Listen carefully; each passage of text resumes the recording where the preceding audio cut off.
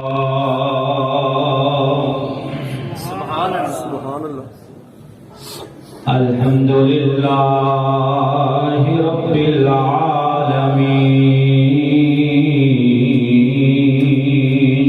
سبحان اللہ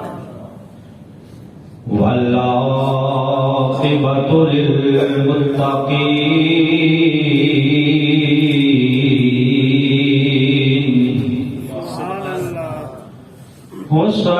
والصلاة والسلام على سيد الأنبياء والمرسلين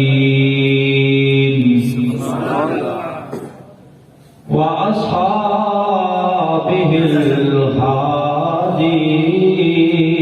المهديين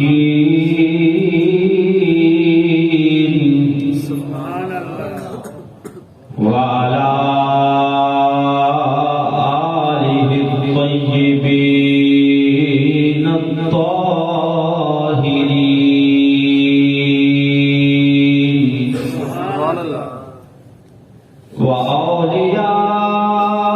وأولياء ملته وعلماء أمته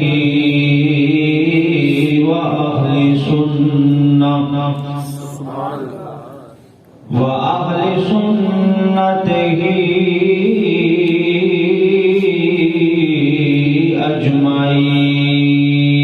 أجمعين أما بعد فأعوذ بالله من الشيطان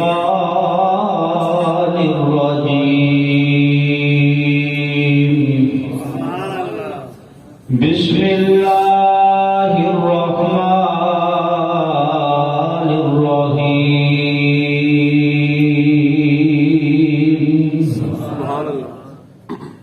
ولقد كرمنا بني آدم وحملناهم في البر والبحر ورزقناهم من الطيبات وفضلناهم على كثير ممن خلقنا تفضيلا آمنت بالله صدق الله مولانا العظيم وصدق رسوله النبي الكريم الأمين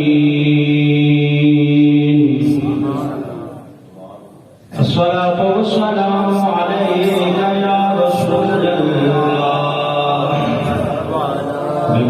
الصلاة والسلام عليك يا رسول الله وعلى آلك وأصحابك يا حبيب الله الصلاة والسلام عليك يا شفيع المذنبين وعلى آلك وأصحابك يا رحمة للعالمين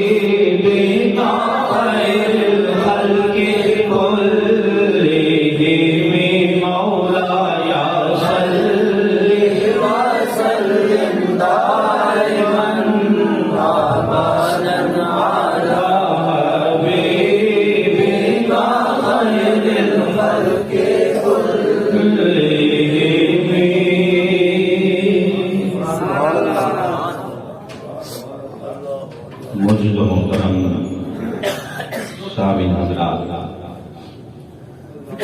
آج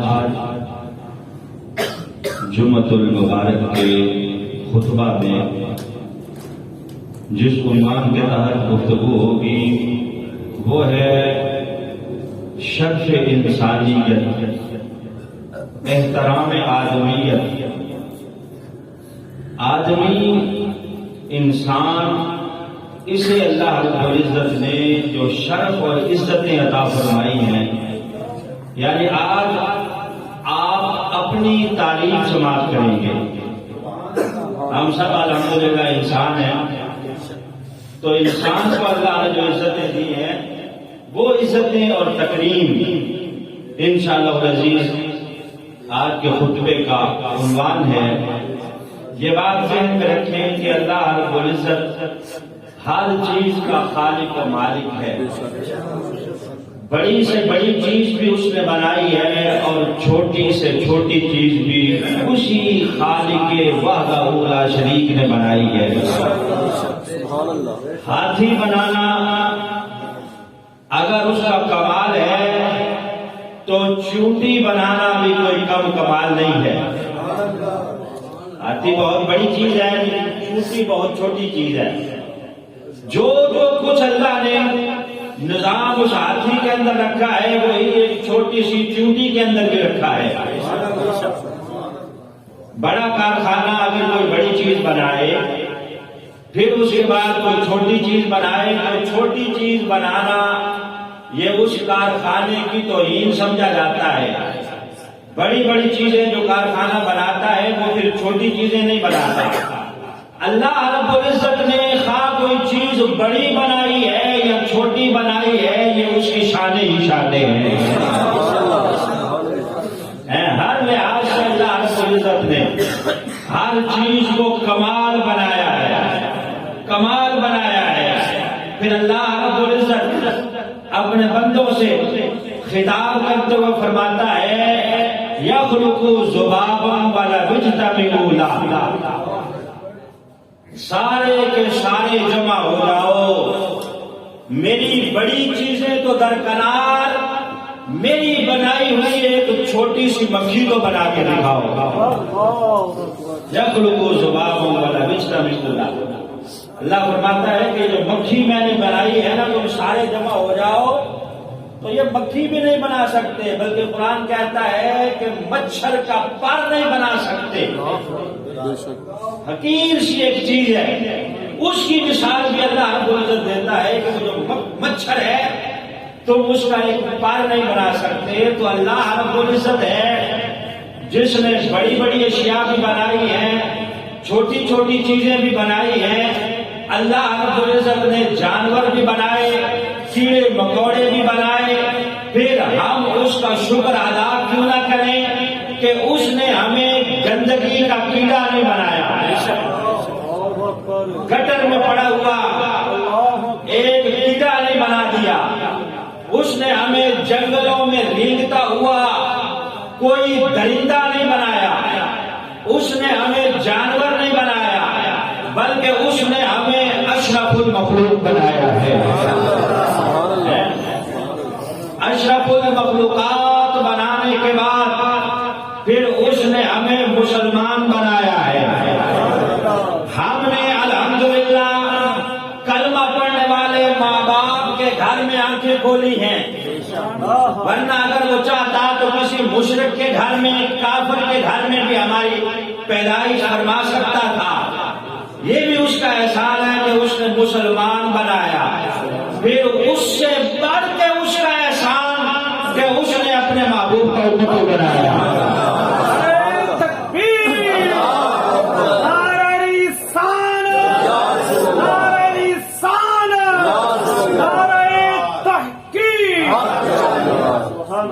یہ اللہ رب العزت کا احسان ہے کہ اس نے اس محبوب کا امتی بنایا۔ بننے کے لیے نبی دعائیں مانگتے رہے کہ یا اللہ ہمیں نبی نہ بنایا ہوتا بلکہ نبی آخر الزمان کا امتی بنا دیا ہوتا. ہم نے تو کہیں دعا نہیں مانگی, ہم نے تو کہیں جا کے گڑ گڑا کے اللہ رب العزت کے آگے عرض نہیں کی کہ یا اللہ اپنے محبوب کو امتی بنا دیا ہوتا. یہ اللہ کا شکر ہے کہ اس نے بغیر مانگے دعائیں کیے بغیر ہمیں چنا ہے, اپنے محبوب کا امتی چنا ہے. ہمیں یہاں بھی فخر ہے اور حشر کے میدان میں بھی ہم فخر کر رہے ہوں گے. اور ہمیں یقین ہے کہ اللہ اسی نعمت کی بنا پہ ہماری بخشش فرمائے گا. تو کسی کو پرندہ بنا کے اڑا دیا اللہ رب العزت نے, کسی کو جانور بنا دیا, شیر ہے جنگل کا بادشاہ ہے لیکن اس کو رکوع کی حالت میں جھکا دیا, جھکا ہوا ہے, سر اس کا نیچے ہے. انسان تجھے اللہ نے کیسی شان و شوکت عطا فرمائی ہے کہ تجھے سر جیسا قد عطا فرمایا. تیرا سر جھکا ہوا نہیں ہے بلکہ فخر کے ساتھ اللہ نے تیرے سر کو بلند فرما دیا ہے. اسی لیے فرمایا وَلَقَدْ كَرَّمْنَا بَنِي آدَمَ, ہم نے آدم کی اولاد کو عزتوں کی دستاریں پہنائی ہیں. اللہ فرماتا ہے وَلَقَدْ كَرَّمْنَا بَنِي آدَمَ, اللہ فرماتا ہے کہ میں نے جو آدم کی اولاد ہے اسے عزتیں ہی عزتیں عطا فرمائی ہیں. یہ عزتوں کا ذکر. اگر میں وَحَمَلْنَاهُمْ فِي الْبَرِّ وَالْبَحْرِ صرف عزتیں ہی عطا نہیں فرمائی, پھر سمندروں کے اندر اور صحراؤں کے اندر میں نے اس آدم کی اولاد کو بادشاہت عطا کی ہے. سمندر بھی اس کے زیر اثر کیا ہے اور صحرا بھی اس کے زیر اثر کیے ہیں. وَحَمَلْنَاهُمْ فِي الْبَرِّ وَالْبَحْرِ, کہ یہ صحراؤں میں بھی راج کر رہا ہے, سمندروں کو بھی اس نے نکیل ڈال دی ہے. بڑے بڑے بحری جہاز پہاڑوں جتنے اس نے بنائے ہیں اور وہ پہاڑوں جتنے بحری جہاز ٹنوں کے حساب سے سامان لاد کر سمندر کے اندر یہاں جا رہے ہیں وہاں جا رہے ہیں. ایک ملک سے دوسرے ملک تک تیل پہنچایا جا رہا ہے, دوسری چیزیں پہنچائی جا رہی ہیں. اللہ فرماتا ہے کہ یہ سمندر کے اوپر اگر تسلط میں نے دیا ہے بنی آدم کو تو یہ میں نے اپنی قدرت سے عطا فرمایا ہے. وَحَمَلْنَاهُمْ فِي الْبَرِّ وَالْبَحْرِ, پھر صحرا میں بھی آپ دیکھیں کہ جانور اس کے تابع کر دیے, سواریاں اللہ نے اس کے تابع کر دی, ہر چیز اللہ نے اس کے واسطے بنا دی. کھیتیاں سرسبز ہیں تیری غذا کے واسطے, چاند سورج اور ستارے ہیں ضیاء کے واسطے, سب جہاں تیرے لیے ہے تو خدا کے واسطے. میں نے اسے تسلط عطا کر دیا. اور آگے فرمایا وَرَزَقْنَاهُم مِّنَ الطَّيِّبَاتِ, میں نے اسے پاکیزہ رزق بھی عطا کیا ہے. رزق اللہ دیتا ہے, پرندوں کو بھی دیتا ہے, جانوروں کو بھی دیتا ہے, انسان کو بھی دیتا ہے. لیکن جانور گلا سڑا گوشت بھی کھا لیتا ہے, بدبودار گوشت کئی دنوں کا پڑا ہوا بھی کھا لیتا ہے. اللہ فرماتا ہے انسان میں نے تجھے طیب رزق دیا ہے. وَرَزَقْنَاهُم مِّنَ الطَّيِّبَاتِ, تو کھاتا ہے پاکیزہ چیزیں, پکا کے کھاتا ہے, اس میں کئی مسالے ڈال کے کھاتا ہے. تو اگر گلا سڑا کھائے گا تو تیرا معدہ خراب ہو جائے گا اور تو الٹی کر دے گا, اسے باہر پھینکنا پڑے گا. اللہ فرماتا ہے سب کو رزق میں دیتا ہوں لیکن انسان میں نے رزق کے لحاظ سے بھی تجھے عزت عطا فرمائی ہے. وَرَزَقْنَاهُم مِّنَ الطَّيِّبَاتِ, اللہ فرماتا میں نے تجھے پاکیزہ رزق عطا فرمایا ہے. اور پھر رزق حاصل کرنے کے لیے, رزق حاصل کرنے کے لیے ادھر بھی آپ توجہ کریں. جانور ہے تو اس نے منہ نیچے کر کے اپنی خوراک کھانی ہے. اللہ اکبر, کتنا بڑا جانور ہو, اونٹ ہو, وہ نیچے منہ کرے گا تو اپنی خوراک کھائے گا. گائے ہے نیچے منہ جھکائے گی تو اپنا خوراک کھائے گی. شیر ہے بادشاہ ہے لیکن اس کو منہ جھکا کے نیچے سر کھڑ کے اپنی خوراک کھانا پڑتی ہے۔ اللہ رب العزت نے ہر جانور کے لیے اصول یہی بنایا ہے کہ وہ سر جھکاتا ہے پھر خوراک کھاتا ہے، خوراک تک اپنا سر لے کے جاتا ہے۔ اللہ فرماتا ہے انسان تجھے سر جھکانے کی ضرورت نہیں ہے، سیدھا عزت کے ساتھ بیٹھا رہے، یہ جو دو ہاتھ ہیں میں نے تیرے نوکر بنائے ہیں، عزت کے ساتھ لقمے توڑ توڑ کے کھاتا رہے تاکہ تجھ میں اور جانور میں فرق واضح ہو جائے۔ اسے خوراک کے اوپر سر جھکانا پڑتا ہے، انسان کے لیے عزت یہ ہے کہ تجھے جھکانا نہیں پڑتا بلکہ خوراک تیرے ہاتھوں کے ذریعے تیرے منہ تک خود پہنچ جاتی ہے۔ نعرے رسالت، نعرے حیدری۔ اللہ فرماتا ہے وَرَزَقْنَاهُمْ مِنَ الطَّيِّبَاتِ وَفَضَّلْنَاهُمْ عَلَىٰ كَثِيرٍ مِّمَّنْ خَلَقْنَا تَفْضِيلًا۔ سبحان اللہ۔ آگے اللہ فرماتا ہے کہ میں نے تھوک کے حساب سے کثرتاً بندے کو عزتیں عطا کر دی ہیں۔ میرا جو فضل ہے نا انسان پر، آدمیت پر، اللہ فرماتا ہے یہ تھوک کے حساب سے ہے، کثیرا کثرت سے میں نے اس عزتوں سے نوازا ہے۔ اگر اللہ اسی بندے کی تخلیق کا ذکر کرتا ہے تو فرماتا ہے خلقنا النطفة علقة فخلقنا العلقة مضغة فكسونا العظام لحما فخلقنا المضغة عظاما فكسونا العظام لحما۔ اللہ فرماتا ہے کہ میں نے انسان کو نطفے سے پیدا کیا۔ اب وہ نطفہ کیا ہے؟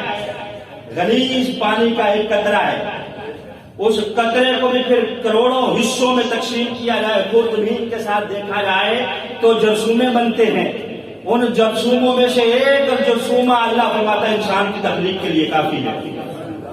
پھر اس نطفے کو اللہ فرماتا ہے علاقتاً، میں نے خون میں بدل دیا، فخلقنا العلقة مضغة، پھر اس خون کو میں نے لوتھڑا بنا دیا، نرم سی ایک بوٹی بنا دی۔ آگے اللہ فرماتا ہے پھر اس بوٹی کو میں نے ہڈیوں میں تبدیل کر دیا، فخلقنا المضغة عظاما، میں نے پھر اس سے ہڈیاں بنائی۔ یہ اللہ تخلیق کا ذکر کر رہا ہے، انسان کو کس طرح بنایا۔ آگے فرماتا ہے کہ پھر ان ہڈیوں کے اوپر میں نے گوشت چڑھا دیا، سبحان اللہ، سبحان اللہ، سبحان اللہ۔ ثم انشأناه خلقا آخر۔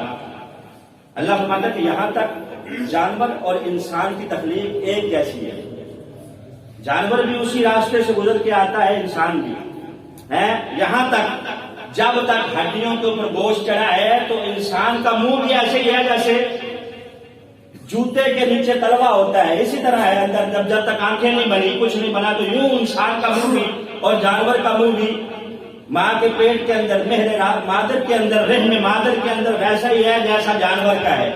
یہاں تک اللہ فرماتا ہے کہ ایک ہی جیسی اس کی تخلیق ہے انسان کی اور جانور کی۔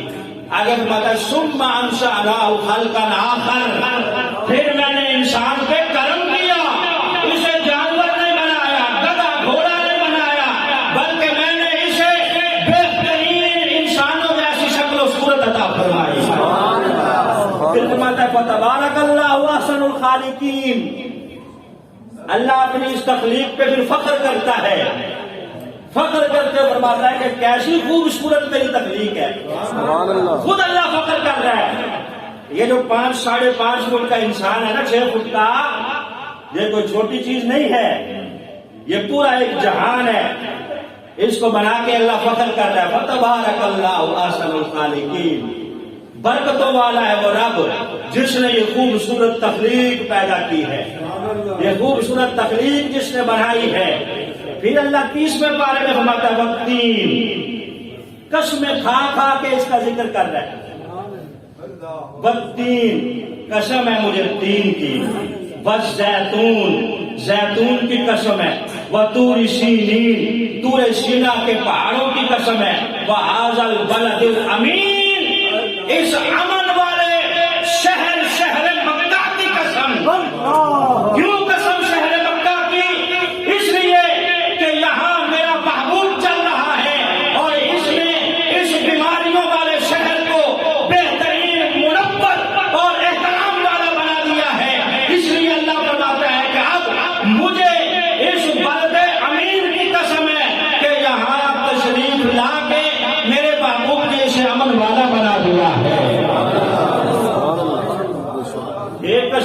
وہ قسم ہے، قسم کھا کھا کے یا اللہ بتانا کیا چاہتا ہے؟ آگے فرمایا لقد خلقنا الانسان فی احسن تقویم، قسم کھا کھا کے 5 سال قسم کھا کھا کے ذکر کیا۔ اللہ اگر قسم نہ کھائے تو ہمیں یقین نہیں ہے، یقین ہے نا، وہ رب ویسے ذکر کرے، لیکن یہ عزت ہے انسان کی، تکریم ہے انسان کی کہ اللہ قسمیں کھا کھا کے کہتا ہے لقد خلقنا الانسان فی احسن تقویم، کہ میں نے انسان کو بہترین سانچے میں ڈھال کے پیدا کیا ہے، اعتدال کے ساتھ بنایا ہے، احسن تقویم کے سانچے میں ڈھالا ہے، اس کو خوبصورت بنایا ہے۔ اللہ رب العزت اتنا خوبصورت بنایا، کتنا بخاری شریف کی حدیث ہے، کتنا خوبصورت بنایا ہے۔ نبی یہ بات فرماتے ہیں کہ اللہ فرماتا ہے کہ خلق الانسان فی صورتہ، ایک حدیث میں یہ فرمایا، دوسرے میں فرمایا خلق الانسان فی صورت الرحمن، اللہ نے انسان کو اپنی صورت پہ پیدا فرمایا۔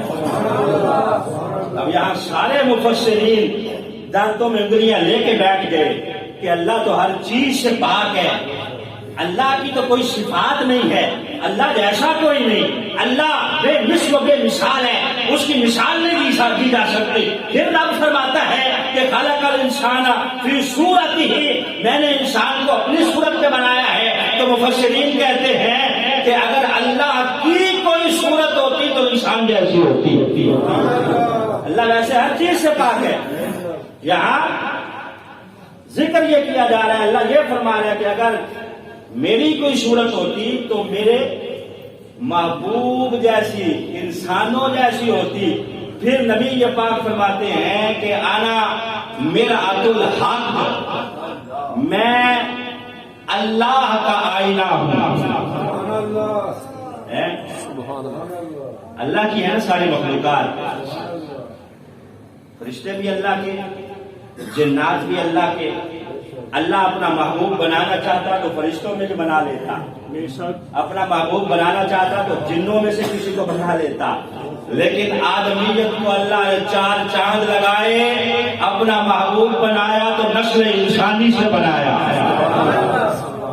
اسی لیے کہا کسی نے کہ آدمی اب کچھ اور ہی میری نظر میں ہے، جب سے سنا ہے یار لباس بشر میں ہے، جب سے یہ سنا ہے کہ اللہ کا یار بھی لباس بشر میں ہے، آدمیت کا لبادہ اوڑھ کے آیا ہے، تو اب آدمی کی شان اور بڑھ گئی ہے کہ اللہ نے اپنا محبوب چنا ہے تو آدمیت میں سے چنا ہے۔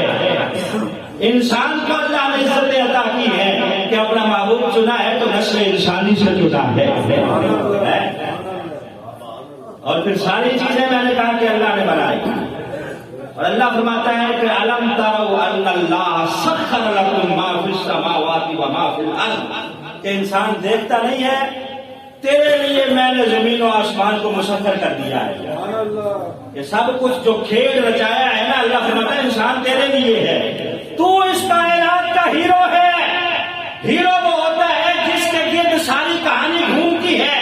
اللہ فرماتا ہے سب کچھ میں نے تیرے لیے مسخر کر کے تجھے اس کائنات کا ہیرو بنا دیا ہے، لہذا انسان اپنے آپ کو کم تر نہ سمجھا کر، جس طرح میں نے تیری تخلیق میں تجھے عمدہ بنایا ہے، اعلیٰ بنایا ہے، اور یاد رکھا ہے تجھے ہر موقع پر، تو بھی مجھے ہر موقع پہ یاد رکھا کر، میری تسبیحات میں یاد کیا کر۔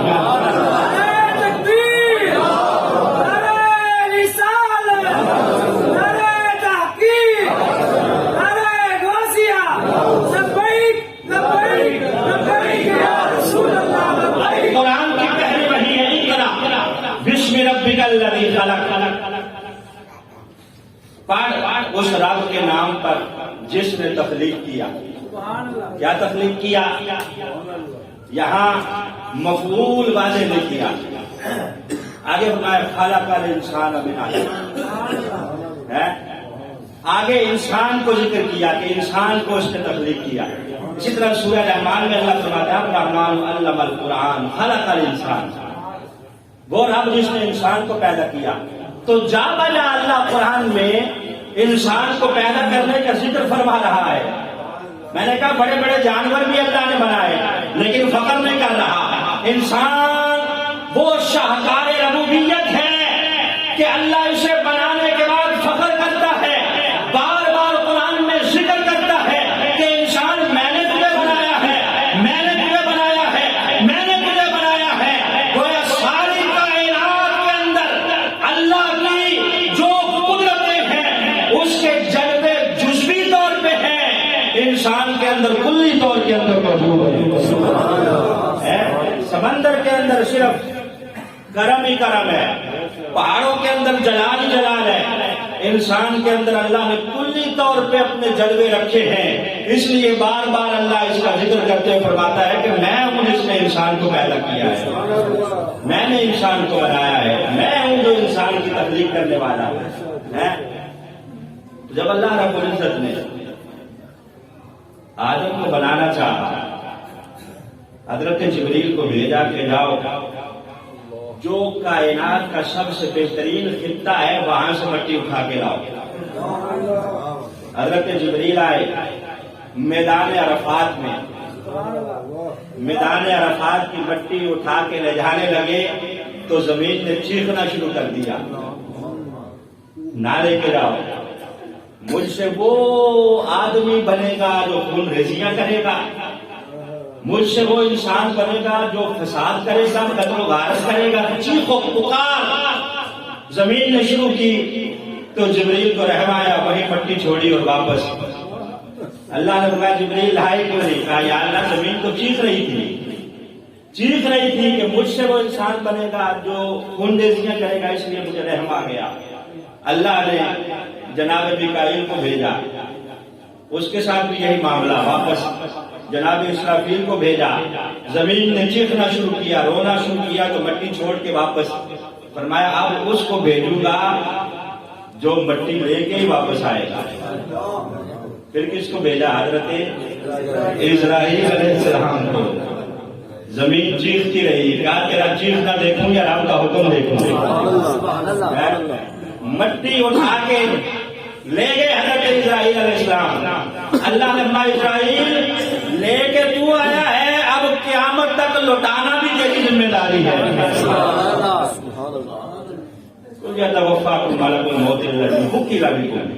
اللہ نے جناب اسرائیل کو پھر ملک الموت بنا دیا کہ لے کے بھی تو آیا ہے، اب لوٹانے کی ذمہ داری بھی تیری ہے. جس طرح تو لے کے آیا ہے قیامت تک روح قبض کرنا بھی تیری ذمہ داری ہے، تو ہی واپس بھی لوٹائے گا. تو اللہ رب العزت نے حضرت انسان کی تخلیق کی اور پھر اللہ نے جس چیز کو چاہا کن کہہ کے بنا دیا. کن فیکون، کن فیکون، کن کہتا ہے تو چیز بن جاتی ہے. لیکن انسان کی باری آئی تو اللہ فرماتا میں نے کن کہہ کے نہیں بنایا. کس طرح بنایا؟ خلقت بیدی، انسان کو میں نے اپنے ہاتھوں سے تخلیق کیا ہے. خلقت بیدی قرآن کی آیات ہے. اللہ ہاتھوں سے پاک ہے لیکن اس کی شایہ نشان جو ہاتھ ہے، جو اس کی شایہ نشان ہے. خلقت بیدی، اللہ فرماتا ہے میں نے اسے اپنے ہاتھوں سے بنایا ہے. وَنَفَخْتُ فِيهِ مِن رُوحِي، اور پھر اس میں نے اپنی روح پھونکی ہے. اللہ فرماتا ہے اس میں نے اپنی روح پھونکی ہے. اور پھر اس سے بھی بڑھ کے اللہ نے انسان کو عزتیں یہ عطا فرمائی ہیں. اللہ فرماتا ہے میں نے اسے مسجود ملائکہ بنایا ہے، ملائکہ سے سجدہ کروایا ہے. جب بنانے لگا نا اللہ رب العزت تو فرشتوں نے کہا تھا کہ نحن نسبح بحمدک ونقدس لک، یا اللہ ہم تیری تسبیحات پڑھنے کے لیے کافی نہیں ہے، ہم پڑھ رہے ہیں تسبیحات صبح شام. جب عزتیں دینے کی باری آئی ہے تو تاج تو نے اس کے لیے رکھ دیا ہے جس کو بھی بنایا ہی نہیں ہے. تو اللہ رب العزت نے فرمایا تھا انی اعلم ما لا تعلمون، جو میں جانتا ہوں تم نہیں جانتے. تم صرف یہ دیکھ رہے ہو کہ وہ خون ریزیاں کرے گا، وہ لڑے گا. میں یہ دیکھ رہا ہوں کہ اسی انسانیت میں میرا محبوب بھی ہوگا. تو اللہ نے سجدہ کرنے کا حکم دیا، سب نے کیا، ایک نے نہیں کیا، اکڑ گیا. وہ چھوٹے نا جنہیں اپنے علم پہ ناز ہوتا ہے، علم پہ ناز ہوتا ہے، کر جاتے ہیں۔ اس نے کہا جی مجھے نار سے بنایا، اس نے مٹی سے بنایا، میں سجدہ کیوں کروں، میں فخر، نکل جا راندہ درگاہ کر دیا۔ انسان کو عزت اللہ نے عطا فرمائی، مسجود ملائکہ بنایا۔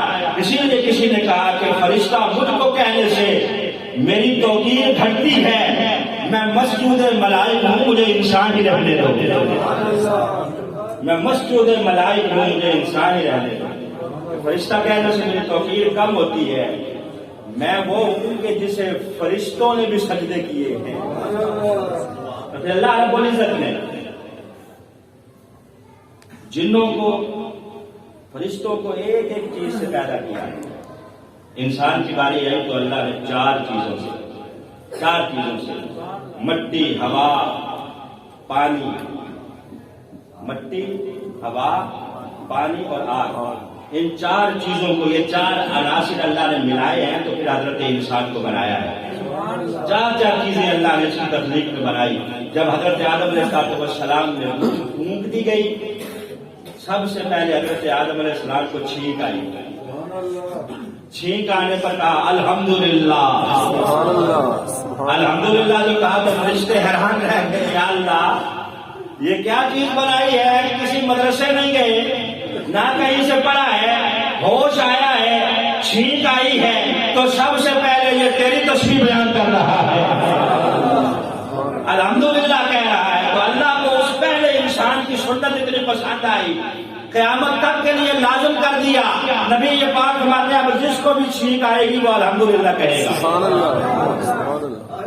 کہتے ہیں آپ بھی کہ نہیں، جب چھینک آتی ہے الحمدللہ کہتے ہیں نا، چھینک آنے پر نبی یہ پاک صلی اللہ علیہ وسلم فرماتے ہیں کہ الحمدللہ کہنا لازم ہے، اور جس نے الحمدللہ سنا ہے اس کے لیے یرحمک اللہ سے جواب دینا لازم ہے۔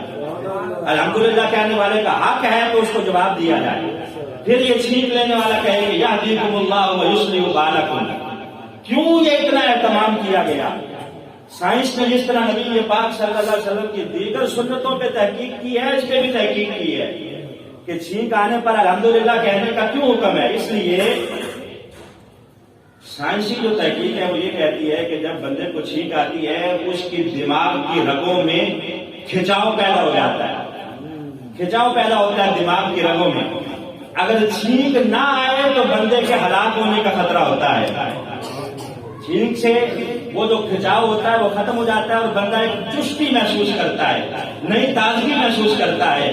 تو اللہ رب العزت کے محبوب نے الحمدللہ کہنے کا حکم اس لیے دیا ہے کہ چھینک آنے پر بندہ اللہ کا شکر ادا کیا کرے کہ یا اللہ تیرا شکر ہے، میری بہت بڑی بیماری جو آنے والی تھی وہ ٹل گئی ہے، ڈاکٹروں کی فیسوں سے بچ گیا ہوں، ہلاکت سے بچ گیا ہوں، تیرا کرم ہوا ہے، صرف چھینک آئی ہے تو میں اتنی بڑی مصیبت سے نکل کر دوبارہ حساس بشاش ہو گیا ہوں۔ اس لیے نبی پاک صلی اللہ علیہ وسلم نے کہا الحمدللہ کہا جائے کہ اللہ کا شکر ہے کہ اللہ رب العزت نے مجھے نئی تازگی عطا فرمائی ہے۔ تو معزز و محترم سامعین حضرات، پھر انسان کے اندر اللہ نے غصہ رکھا، شہوت رکھی، دیگر ساری ایسی چیزیں رکھی جو فرشتوں کے اندر موجود نہیں ہے۔ فرشتوں میں غصہ نہیں ہے، شہوت نہیں ہے۔ اگر یہ ساری چیزیں نہ ہوں تو پھر گناہوں سے بچنا کوئی بڑی بات نہیں ہے۔ یہ ساری چیزیں موجود ہوں پھر گناہوں سے بچنا کمال ہے، پھر گناہوں سے بچنا کمال ہے۔ تو اللہ نے یہ ساری چیزیں رکھ کے انسان کو مجبور محض نہیں بنایا، اسے اختیار دیا۔ اگر یہ چیزیں نہ رکھتا اللہ تو فرشتے اعتراض کرتے کہ یا اللہ اسے کس لیے عزت عطا کر رہا ہے۔ اللہ نے یہ ساری چیزیں رکھی ہیں، فرشتے دیکھتے ہیں کہ یہ سارے راستے دونوں اس کے سامنے ہیں، گناہوں کا راستہ بھی ہے، عزت والا راستہ بھی ہے، نیکی کا راستہ بھی ہے۔ اللہ نے اسے اختیار دیا ہے، یہ ہر وقت جب اختیار کرتا ہے تو اچھا راستہ اختیار کرتا ہے۔ کیوں؟ اس لیے کہ ہر وقت اس کا مبنی نظر یہ ہوتا ہے کہ میرا رب مجھے دیکھ رہا ہے۔ یہ ساری چیزیں رکھ کے اللہ نے پھر اس سے امتحان لیا، پھر امتحان میں ڈالا، اور جب امتحان لیا تو حضرت ابراہیم کو بڑھاپے میں بیوی بچوں سے دور کر کے آزمایا، کبھی حضرت اسماعیل کی گردن پہ چھری رکھوا کے آزمایا، کبھی حضرت ابراہیم کو آگ میں ڈلوا کے آزمایا، لیکن پھر اسی آگ کو ٹھنڈا کر کے دکھایا۔ کبھی حضرت یعقوب کو یوسف کی گردن کے بوسے لیتے ہوئے کائنات نے دیکھا، کبھی اسی یوسف کو بھائیوں کے ہاتھوں کنویں میں گرتے ہوئے کائنات نے دیکھا، پھر اللہ نے اسی یوسف کو کنویں سے نکال کے مصر کے بازاروں سے بکوایا اور بکتے ہوئے کائنات نے دیکھا، پھر اسی مصر کا بادشاہ بنتے بھی کائنات نے دیکھا۔ نعرے تکبیر، نعرے رسالت، نعرے حیدری۔ اللہ انسان کو اگر آزماتا ہے تو پھر آزمائش کی بھٹی سے گزار کر اللہ عزتیں بھی عطا فرماتا ہے، امتحان اگر لیتا ہے تو پھر اللہ جب کامیابی ملتی ہے تو مقام بھی عطا فرماتا ہے۔ پھر وہی بھائی جنہوں نے ڈالا تھا کنویں میں، انہیں بھائیوں کو بھائی کے پاس آ کے معافیاں منگوائی، اور وہی آ کے پھر بھائی کی منتیں کرتے ہوئے بھی نظر آ رہے ہیں۔ حضرت نبی پاک صلی اللہ علیہ وسلم کے نواسوں کو کبھی کندھوں پہ سوار ہوتے ہوئے دیکھا کائنات نے، کبھی نبی پاک ان کی زبانیں چوس رہے ہیں، یہ بھی کائنات نے دیکھا، کبھی رسالت میں آپ فرما رہے ہیں کہ سیدہ شباب اہل جنہ، یہ دونوں جنتی جوانوں کے سردار ہیں۔ جب امتحان آتا ہے تو حضرت حسن کو زہر پلوا کے بھی اللہ نے دکھایا، اور حضرت حسین کو شہیدوں کا سردار بنا کے نیزے کی نوک پہ چڑھا کے قرآن کی تلاوت کرتے ہوئے کائنات کو دکھایا کہ لوگوں میں جب عزت عطا کرتا ہوں تو یوں عطا کرتا ہوں۔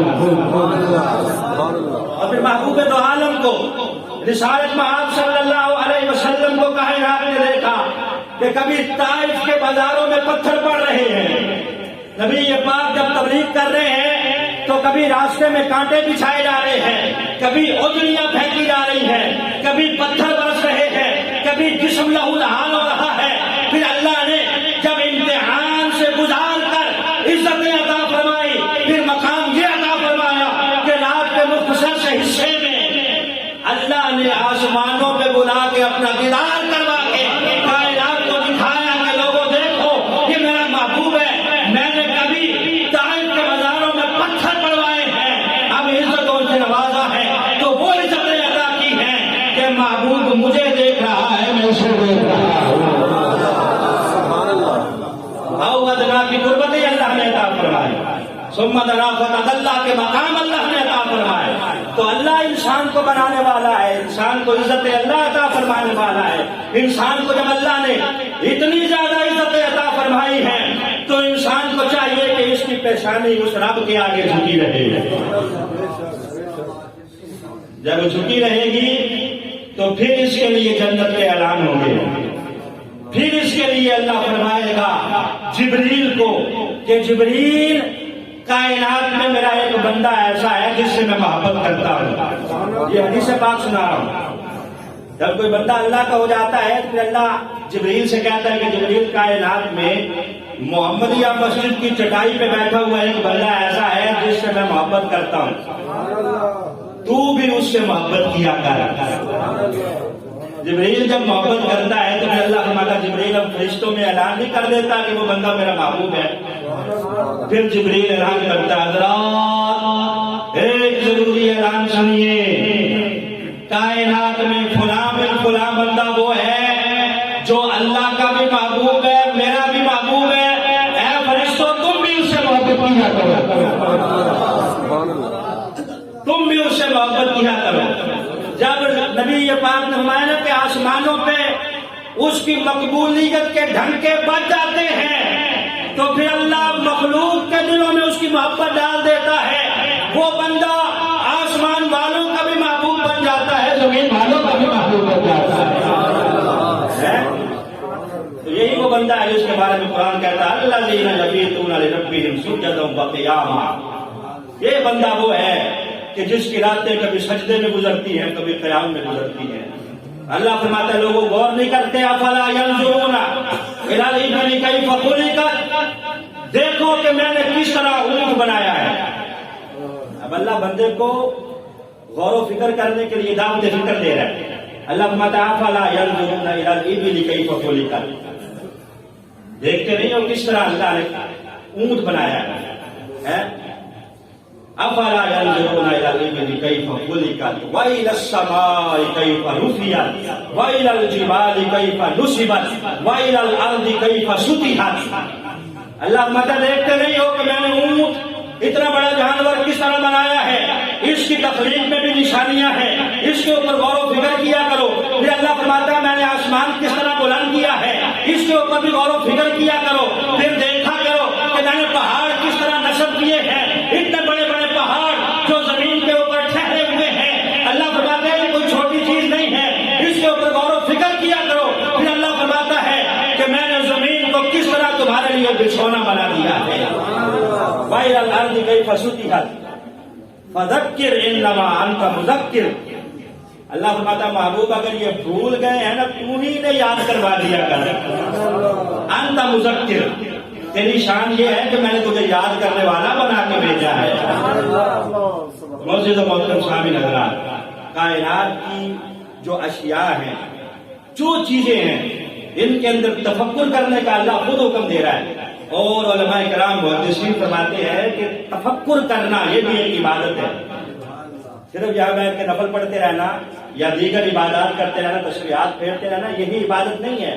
کائنات میں غور و فکر کرنا, دیکھنا کہ اللہ نے آسمان کس طرح بنایا ہے, اونٹ کس طرح بنایا ہے, یہ چیزیں کس طرح بنائی ہیں. قرآن کہہ رہا ہے کہ غور و فکر کرو, سوچو, اور پھر اللہ کی تسبیحات بیان کرو, اس کی حمد کرو کہ یا اللہ تیرا شکر ہے, تو نے کس طرح اتنی بڑی بڑی چیزیں بنائی ہیں. پھر بندہ اپنے 5-6 فٹ کے وجود میں فکر کرے, تفکر کرے کہ یا اللہ میرا چہرہ تو نے کتنا خوبصورت بنایا ہے, 2 آنکھیں بنائی ہیں, پھر بالکل سینٹر میں تو نے ناک رکھا ہے.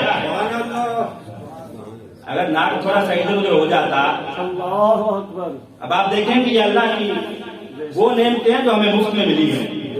تھوڑا سا اگر ادھر ادھر ہو جائے تو انسان کا چہرہ دیکھنے کے قابل ہوگا نہیں. آنکھ جو اللہ نے ادھر لگائی ہے, ادھر اگر ایک ادھر لگ جاتی, پورے منہ کے اوپر اگر بال ہو جاتے نہیں, تو یہ اللہ کی ساری نعمتیں ہیں جو اللہ نے انسان کو متوازن بنایا ہے. اللہ فرماتا ہے فی احسن تقویم, انسان میں نے تجھے احسن تقویم کے سانچے میں ڈھال کے پیدا کیا. تو انسان جتنا ہو سکے اس رب کا شکر ادا کرے. دعا ہے اللہ کے شکر کی توفیق عطا فرمائے. الحمدللہ.